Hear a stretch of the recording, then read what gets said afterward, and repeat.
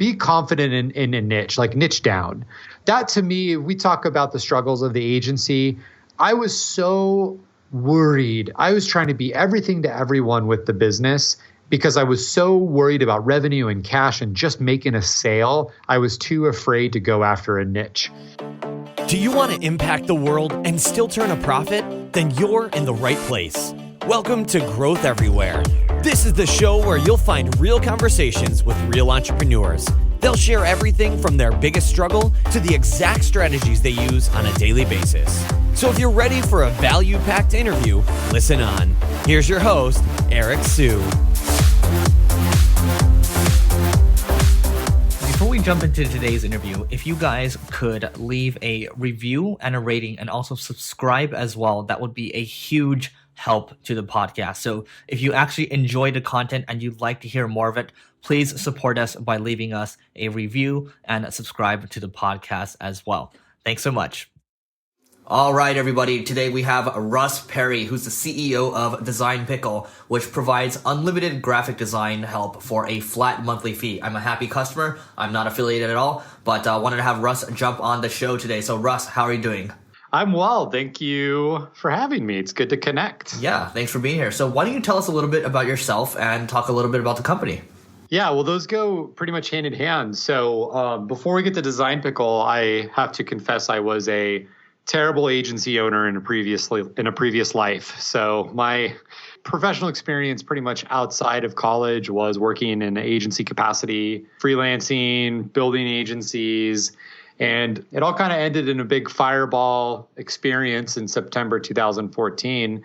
But the one thing that I realized that I kind of learned how to do well was manage production level graphic design. So in my mid-business life crisis times of late 2014, did a lot of soul searching, book reading, and came up with Design Pickle really after reading a great book by Dan Norris, 7-Day Startup, and just kind of had an aha moment around what I was doing on the side with some consulting and decided to make a run at the whole productized service space and launched Design Pickle, which, if you don't know, we offer kind of a flat rate graphic design service. So you just sign up, it's one price every month, no matter how much you use it. And we help you with a lot of pretty much all the marketing and sales graphic design stuff that most businesses need. And how much do you charge for that? How much is Design Pickle? Currently, we are at $370 a month. So if you use us 0 times, it's $370 a month. If you use us 50 times, it's $370 a month. Wow. Okay. Yeah. So, I mean, let's just put things in context. As a marketer, I'm always looking for people to make ads all the time, and then it can add up very quickly. I was looking at my bill a couple months ago. I ended up paying $2,000 for banners, ebook design, and all that type of stuff. But to be able to have it all in one, no contracts, nothing like that, just all in one is actually pretty amazing, just to paint a picture there. Russ, I want to back up a second. I want to talk about the agency for a little bit. So you talked about the agency being tough times. What happened there exactly? Oh, man. I don't think we have 5 hours to chat. But the main things that I realized, the main thing with the agency, first of all, was I was really great at selling creative ideas. However, a lot of our creative ideas as we grew as a company became more and more complex. So we went from, hey, let's design you a WordPress site to, hey, let's implement a 12-month HubSpot strategy and implement HubSpot. So things got really, really complicated really fast as we grew. And frankly, I just wasn't prepared to be a leader in that type of organization. So we ended up selling a ton of work in 2014, $3 million of revenue, and lost just about basically had to walk away from everything halfway through the year because of one reason or another. So I just was able to do some serious soul searching at that time and be like, look, this is not my path. My path is not to build the next big agency. My path is something else. I didn't know what that was, but I finally was able to come to grips with that realization after obviously some very traumatic months of losing clients.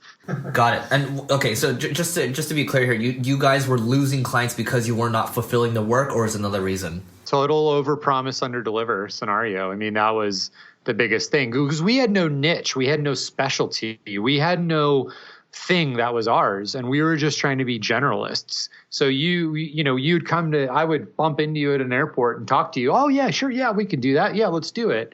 And like I said, I was very good at creating the concepts, the strategies, the ideas, but implementing those at the end of the day became a huge challenge as we scaled in size and those ideas became more and more complex. Got it. Okay.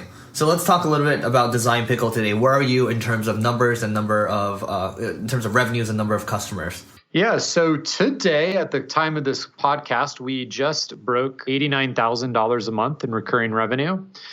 And we're around 350 clients. It's kind of a fluctuating number. We're a bit slow with sales this month. So sales and churn is sadly kind of right at 1-to-1 right now. But we're at 350 clients. Some other fun stats, we've in 2015, we launched in January 2015. But all of 2015, we did a little north of 10,000 design requests. And by the end of this week, so the end of April, we will have done 10,000 design requests in the first 4 months of the year. Wow.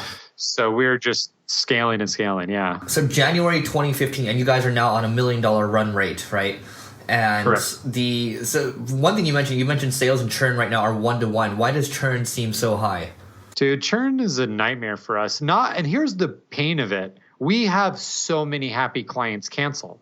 Because unlike some sticky software where you're like, let's just say QuickBooks, for example, where you're integrated into like the whole function of an organization, if someone doesn't want to use us anymore, it's just a decision. They could be totally happy with what we're selling or offering, but at the end of the day, we're a productized service. It's just a service they can choose not to use. Right. So we're trying to figure out, and I don't have the answer yet, but so we have like just churn for reasons that are unpreventable. Someone doesn't, their business can't afford it or whatever. And then we have this happy churn, which is really confusing. And then we have just like the churn for churn's sake from either a bad experience clients had or a bad designer match, which can happen. So it's like these almost like different layers of churn that we're trying to figure out and tackle. Right. Interesting. Okay. We'll have to have you on the podcast another time when you figure out how to solve that. the 3 layers of churn. If I could solve churn, I think I could start my own business, like a way more larger business than what I'm currently doing. Got it. Okay. So, how are you doing this all for a flat fee right now? And what if some guy comes in and has 1,000 requests all of a sudden? How do you make the numbers work?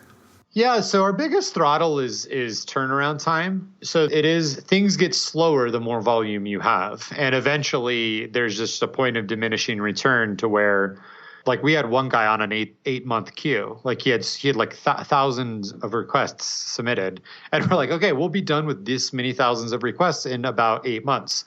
He was cool with it. Like, he's like, all right, cool. Because most of it was like evergreen social media content that he was just pumping through our system. But that's the best way we throttle it is, your first few requests will usually get done pretty quick within a day or so. If you stack on more, those will take a little bit longer. You stack on more, those will take a little bit longer. And then you just find what your equilibrium is with what the needs are for your business and what we can do. Most of the time we can handle a lot of our clients' needs. Other times we're only going to do part of it and they'll have to go somewhere else to get the rest of it done. Right. So are there any promises in terms of deadlines, things like that, or the client has no control over deadlines? No control over deadlines. It's a very dangerous game to do that because I'll throw the clients under the bus in this case. Clients often are terrible at reviewing things quickly, giving feedback, knowing what they want. So for us to put the pressure on ourselves for delivering things by a certain time where most of that experience is controlled by the client, that's setting us up for failure. Got it. So if you do need stuff and we kind of have a clunky, it's not clunky as in hard, it's just you can't sign up and 1 hour later be using the service. There are several steps you have to go through. And actually that's a test for us with the client to see how patient they are. Because if they sign up and they're like, I need this now, then we'll refund their money and say, hey, we're not going to be a good fit for you. And it's like a culture check almost in a lot of ways. Right. Yeah, I can imagine that being a problem because, at 370, that allows, people from the lower end to get in as one. You can have those quote unquote nightmare clients, right? So I can see that being a problem. So, okay, I want to talk about going back into January 2015 when you guys launched. How did you guys go about acquiring your first 1,000 customers? Yeah, because we've had about 1,200 come through our system. We actively maintain 350, so we've had a lot of churn over the year. First of all, it was hustle. Like I just hustled. I literally emailed every person. I exported my LinkedIn database, all the emails, emailed all those people. And I coordinated a guest blogging strategy. Like that was the extent of my strategy for launch, was how many people could I get to commit to me writing a blog post for them and then sort of quasi publishing all those blog posts at the same time, offering a launch special. And it worked. And I was writing blog posts. I don't even know what I was writing. I was like, you have a cupcake blog? Cool. I'll figure out a way to write about cupcakes. Like it doesn't matter. So that was the launch strategy. But it gave us enough velocity to actually get some cash to then start investing into more strategic things. And the biggest thing we did right out of the gates in March 2015 was the Infusionsoft trade show in Arizona, the Icon 2015. That was but a huge hustle. I was dressed up as a pickle, handing out pickles during lunchtime because we were too late. Like we decided to sponsor. There's no booths left or anything. And I was like, well, how about this? And I got a Mexican popsicle cart, push cart with the bells, wrapped it Design Pickle, bought a pickle on Amazon outfit, and like handed out pickles during lunchtime. I love it. It was a huge success. Like I got selfies with the CMO. Like it was a blast. How many customers do you think you got from that? I mean, I still like to this day, over a year later, have people sign up that was like, I saw you as the pickle. I would say at least 100 and 150 customers, like in total, have come from that activation. And it cost us like $4,000 in total. The sponsorship was the most expensive thing, and that was like $2,500. Wow. So why not just duplicate, hire a bunch of people to be pickles around at all these big conferences and spend that $4,000 each time? We're self-funded, and there's that we got lucky with that one. It's kind of hard to negotiate the pickle thing, but it is on our strategy. I will actually confess, that was a one-time thing. So trade shows and events and all that are kind of cash intensive. And you think, okay, I spend $4,000, $5,000 out of that, or what can I get from $5,000 of Facebook advertising without any of the effort that you put into it?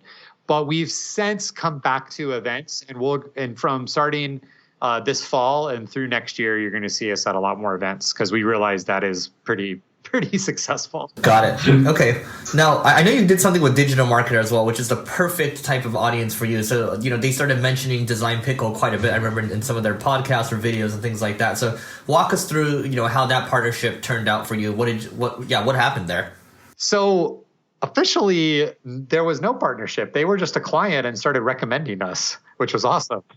But yeah, we got mentioned at their big conference in February, Traffic and Conversion. And so their Molly Pittman became a client and started using us for all their Facebook ad designs.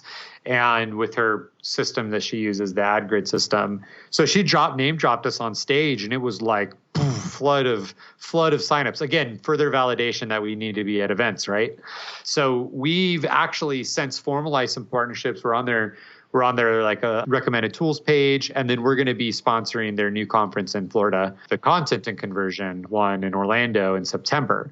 And I'm super pumped about them. I mean, couldn't be a better culture and a better organization. I've worked with a lot of trade shows and a lot of groups, and they've just been right on. I mean, and the audience, I was a member of Digital Marketer too before they signed up for our service, and everything they've been doing is just perfect match for what we've done or what we can serve.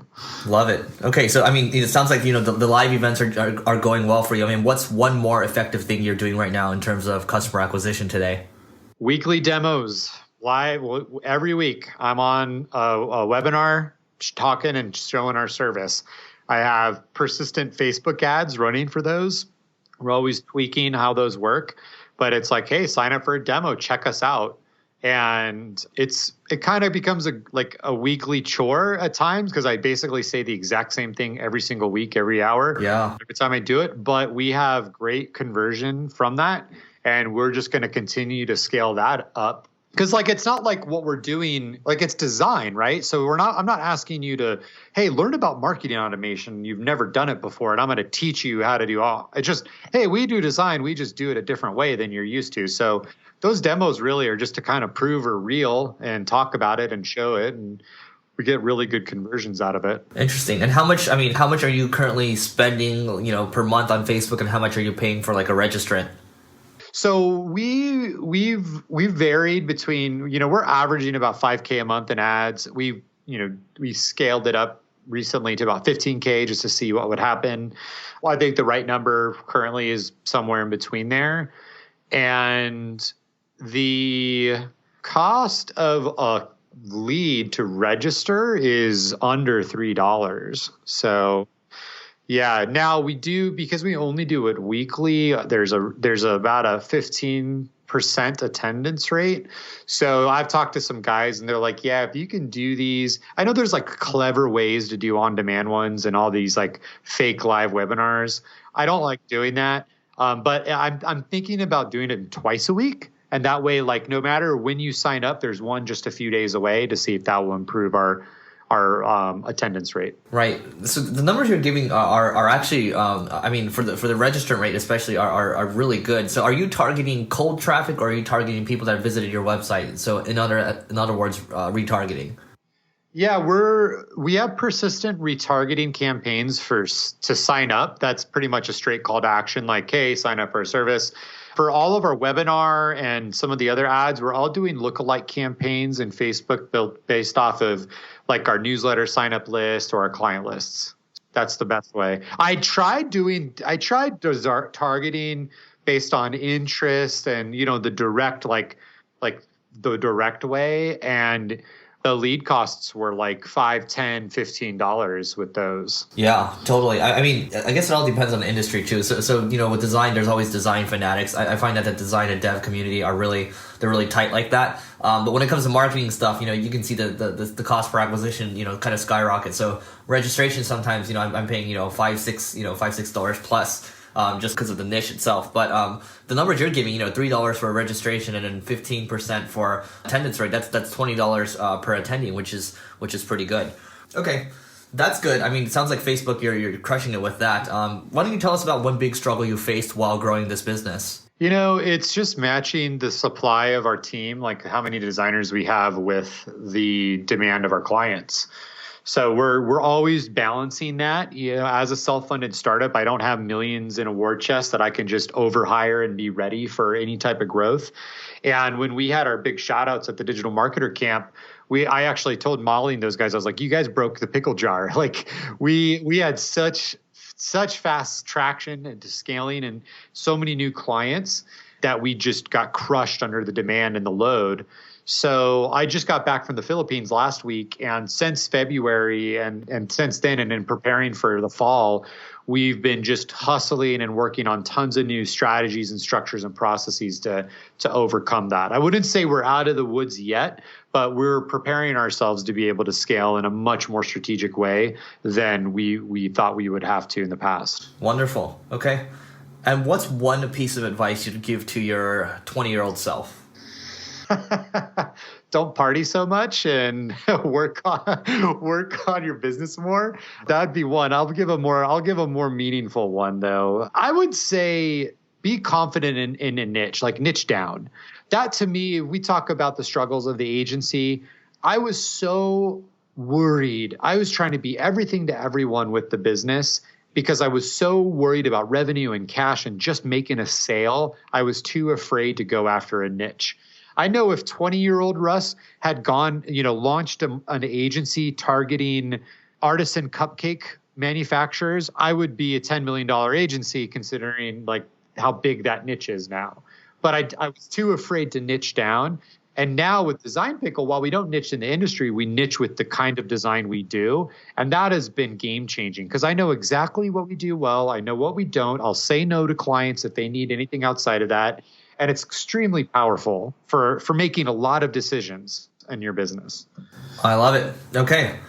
And what's one must-read book you'd recommend to everyone? Deep Work by Cal Newport. Good book. We've had Cal on the show in the past, so if you guys want to check out that episode, it's a great one. Cal actually does not have any social media accounts as far as I know, so that's how focused he is on doing great work. He is one of the 2 newsletters that hit my actual inbox. is his and one of my friends. And so, yeah, great book. Well, I'm going to have to go listen to that interview. I'm kind of like a fanboy of Cal a little bit. Absolutely. It's there and ready for you to listen to, man. But Russ, I mean, this has been fantastic. Everybody, you should at least go check out Design Pickle if you do ads in any type of capacity or any type of design that you're going to do over and over. I highly recommend checking it out. Russ, what's the best way for people to find you online? Any social media handle is going to be Russ Perry, except for Snapchat, which I'm just learning, and that is Design Pickle. So that's the best way. Wonderful. Well, Russ, thanks so much for doing this. I hope everybody goes and checks out Design Pickle. Thanks again, Russ. Yeah, thank you, Eric. Thanks for listening to this episode of Growth Everywhere. If you loved what you heard, be sure to head back to growtheverywhere.com for today's show notes and a ton of additional resources. But before you go, hit the subscribe button to avoid missing out on next week's value-packed interview. Enjoy the rest of your week, and remember to take action and continue growing.